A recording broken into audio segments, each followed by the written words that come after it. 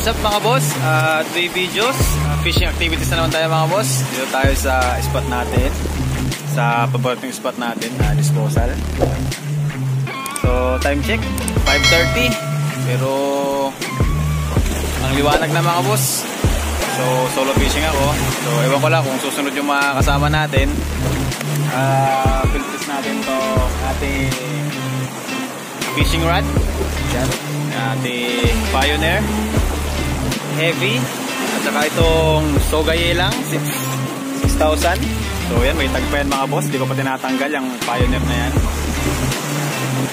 Thumbnail. So ayun, mali nakasetap naman na yung line nya. Yung line natin is Pioneer nylon line. Tapos hindi ko rin alam kung ilang LB to, pero mas makapal ang kaunti dito sa Pioneer natin. So ayan, lagyan na natin ng fishing lure. At masama din ang panahon ngayon mga boss. So tignan nyo kung gaano kasama ang panahon ngayon. Umuulan na doon, no? Ayan, no? Umuulan na yun dyan. Sana hindi pumuntahin ko lang dito para maganda yung ating fishing activity ngayon. So dahil bago mag-field test si Pioneer ngayon, 3 months ko muna siyang na-stock. Tapos tsaka natin i-ano ngayon, i-field test. So ayan mga boss, tara na.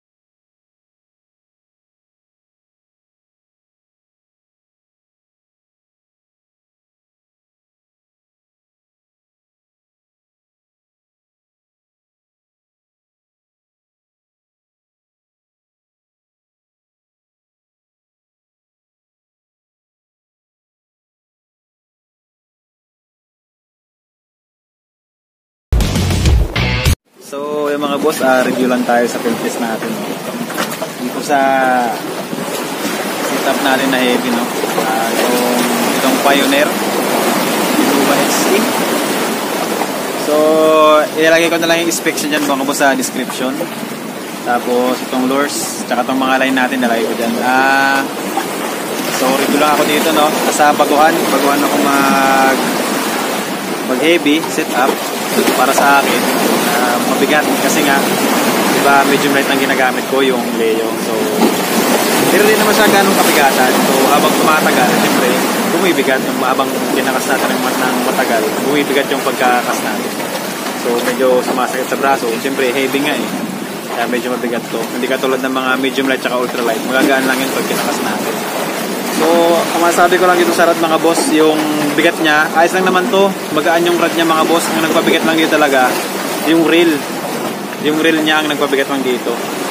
Pero itong rod na to mga boss na 8 feet, ano to, magaan lang siya. May cover pa nga siya, hindi ko nga inaalis. So yun lang masasabi ko doon. So ngayon, medyo malalim yung spot natin. So di naman natin alam kung may kaagat o wala. So ito lang, i-test lang natin to para kasi may mga nagtatanong din na anong review nito, anong masasabi ko dito sa Pioneer na to. 11 piraso lang to kasi mga boss nung nakita ko sa Pioneer, shop ng Pioneer. Sa tawag doon?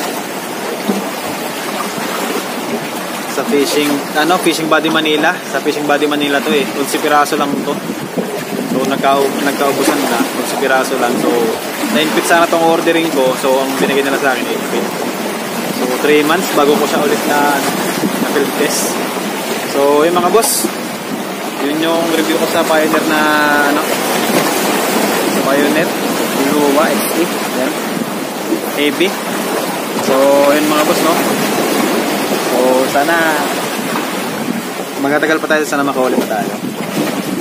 So yun mga boss, yun lang.